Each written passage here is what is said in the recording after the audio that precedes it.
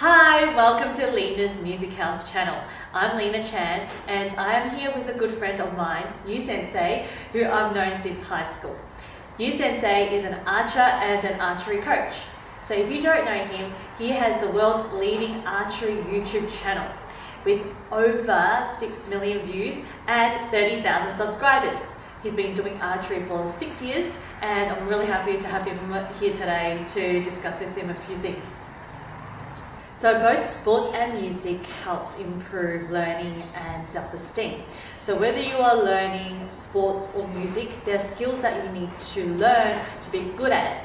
So today I'm very excited to discuss with NUSensei on the similarities and obstacles that you can face when learning a sport or learning a musical instrument. So NUSensei, can you tell us a bit about yourself? So I'm a high school teacher first and foremost. When it comes to archery, I kind of fell into it, and a lot of people fall into hobbies. I do a lot of things. I do artwork, I do a bit of music, I try to at least. And sport was something I never did as a kid. I never liked sport, never liked watching sport, and I hate team sports. You know, things like football or cricket. I like watching now and then, but I never liked doing it. I was never good at sports. So after I started working as a teacher, I was told about this club which just happened to be here. Apparently it's been for quite a while, and I never knew about it. So all my friends said, come over, have a shot. I'm like, okay, sure. And now I'm the club president and coach, and now I'm a YouTuber. So they kind of really escalated over the years. But I kind of fell into archery. And now, like I said, I do a bit of training, I do some competitions, I do some coaching, and that's pretty much how it started. It's kind of a random invitation, and here I am. Well, that's the same thing with me as well. I was never really active in high school. And for you to do archery, what obstacles did you face? Because I've never done archery before in my life, so this is all new to me. So can you tell me what obstacles did you face when you first started sport, when you weren't doing sport growing up? Well, one of the best things about archery is that it's very accessible. Like with other sports, you need a certain level of fitness and a certain a health standard, I guess, where you have to be a certain strength or a certain speed. So some people are more naturally gifted in sport than others. Archery isn't a sport that was very demanding. It's easy to pick up, but very hard to master.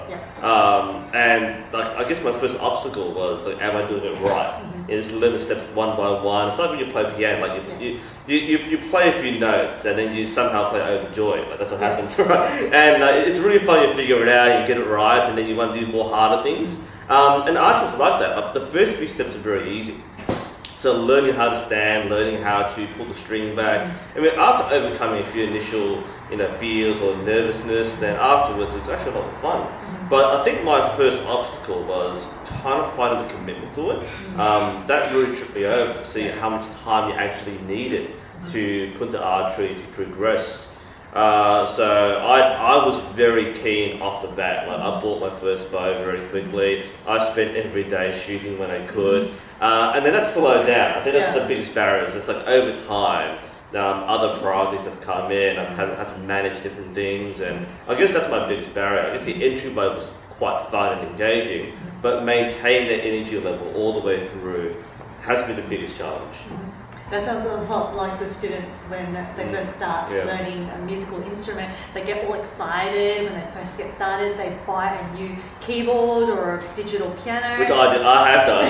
Yes. Just want to play it all the time. Yes. And then the thing is, you get all excited with this new toy, and then suddenly you realise, I actually need to put effort into this. It takes skill to play. Mine is like in a rolling piano, like a Yamaha. Like if I press these keys, I mean, you might learn something really quickly, but then it's like, this is getting too hard for me now. And I guess archery is similar, where you buy this brand new bow, and you feel like you're going to shoot really well with it, then you realise, it's not the bow, it's actually you. So if you don't practice, the gear doesn't matter. You can spend as much as you want, but you need to put in time. I think that's the biggest thing of anything is practice. So I admit, one of the hardest things for me as an archer is practice. You need to put in so much practice. I mean, our regular thing is we come once a week and we run it for a couple of hours. Most of we come for social things, so to come have a chat, have a shot, and then go home. It's the hardest thing is I'm trying to put the hours in, but that means not just the weekends, but also every weekday where possible. Because someone who wants to be serious with archery has to train every weekend. When we get the Olympian to shoot like 2,000 hours a week, like 300 a day or something, 5 days, 6 days, 7 days a week, so archery is their life. But for a lot of us, we're like, we're recreational shooters. We come for fun, we're casual. So coming in and going from, I'll do it once a week, it's a fun one-off activity, to I have to come 5 times a week and nobody's forcing me to, I have to choose to do so. That discipline is really hard, and I think a lot of people drop out of the sport because they don't understand that that extra effort that it takes to become proficient. I've got a question because I've never done archery before, and if I was to do archery, the first thing I want to know is, when can I shoot that arrow? When would I be ready? Because you mentioned I have to learn to stand first, and I'm like, I want to just skip all of that. Let's just go straight into shooting.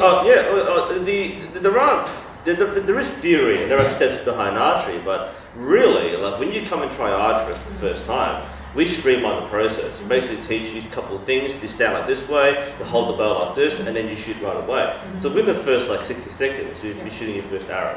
That's fairly normal, and we try and maximize shooting time in the first lesson.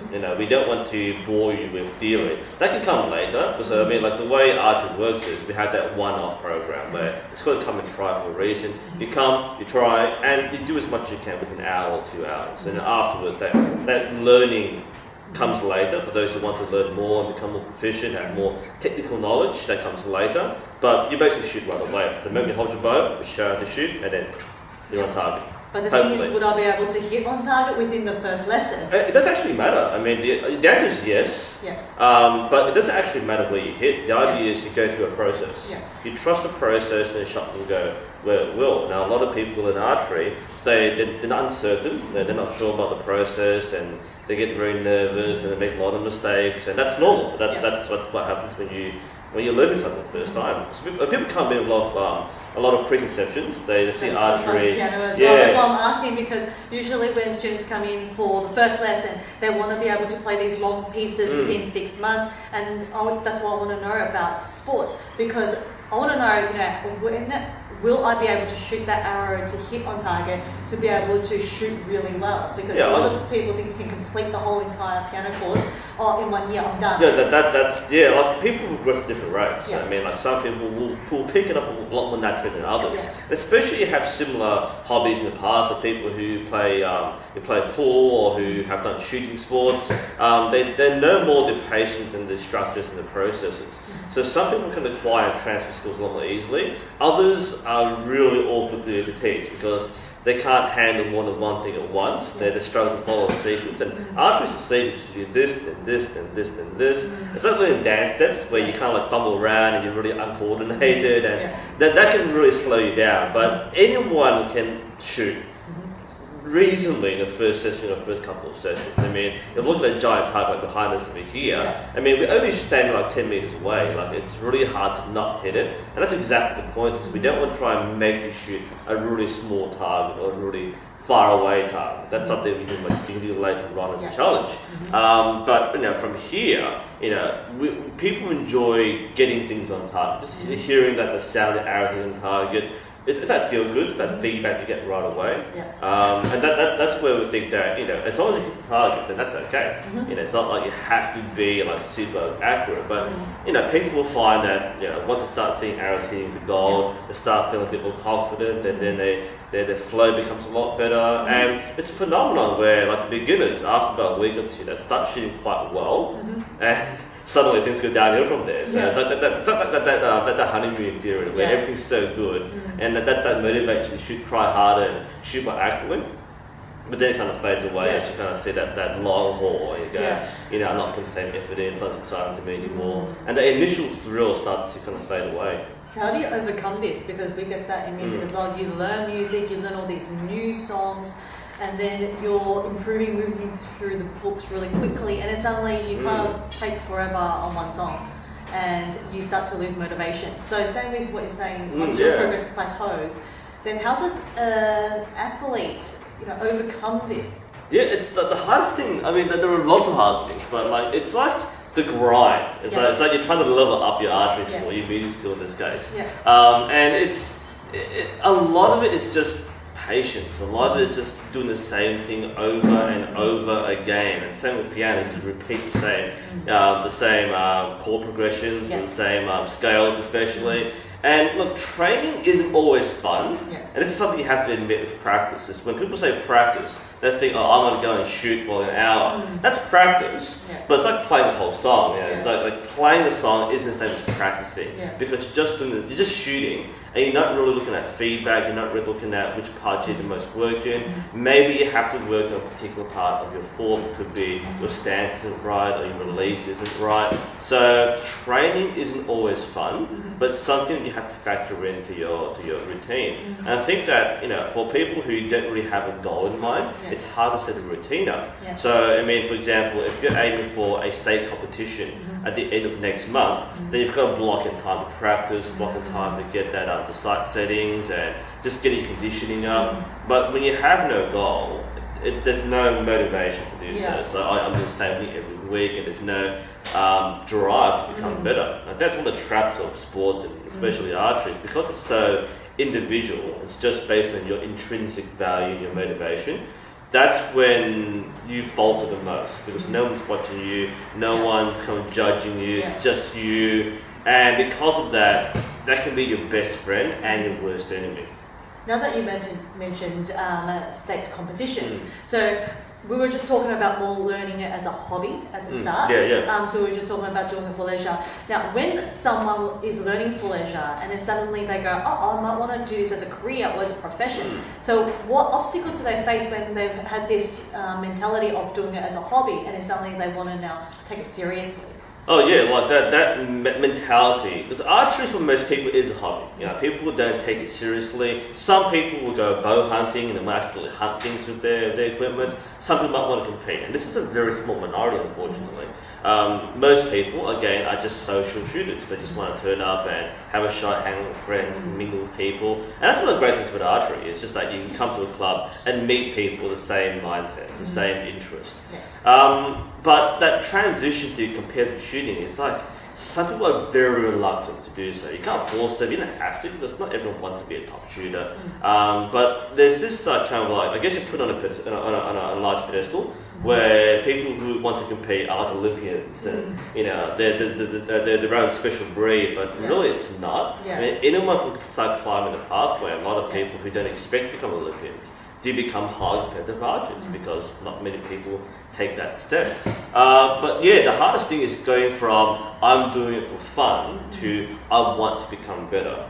I'm the sort of person who finds pleasure in becoming better at something. It's why I like archery. It's the same thing over and over again, and you do it till you get it perfect. And that to me is a sense of progression. It's a very long sense of progression. It might take years, but I feel like I can become better. But again, a lot of people want immediate feedback, so that's why the one-off sessions might be very fun. Oh, I can hit the target, I feel really good about myself. But then someone who's trying to become good will punish themselves a lot more. They'll go, oh, I should have had 6 arrows in a 10 ring, not 5 arrows. You know, I missed, you know, I shot, hit the blue instead of the yellow. So it's punishing. I think the stand's a lot higher. The stakes are high as well. So it's like, I think most of all you need motivation, you need goals. When you have goals, you know what you're aiming for, and when you experience competition, it exposes what you are missing most. So it might be you lose concentration, it might be a physical thing, you might not have the stamina, that sort of thing. So there are lots of challenges, but yeah, I think the mentality coming in is, you know, people who want to put themselves out there can benefit a lot more. Even if you don't plan to be a career archer, there aren't many people who can do that, because archery is a very low-key sport. It's not a big mainstream spectator sport. It's very little sponsorship and money. But for people who kind of think about the career side, it's like, well, you know, how much energy and enthusiasm do you have to carry yourself through? How much discipline do you have to do it all the way to a higher level? That's what you want to do. That leads me to my next question, going to a high level. So with piano and musical instruments, when you're learning it, when you're doing it as a hobby, you can just practice maybe 20 minutes a day, a few days a week. But then when you take it seriously and you want to get to a high level, you actually need to do in do at least maybe half an hour to an hour of practice a day. So as a sport to practice, what is involved? Like how much practice do you need if you want to go from hobby to professional level? Yeah, like literally same thing, hours. Like you can't not practice and become good. I think one thing of archery, it's deceptive. Yeah. It looks easy. You just pick it up, have a shot, and you'll be okay. I think similar things with some musical instruments where, look, I just press these keys and I can play a song. Yeah.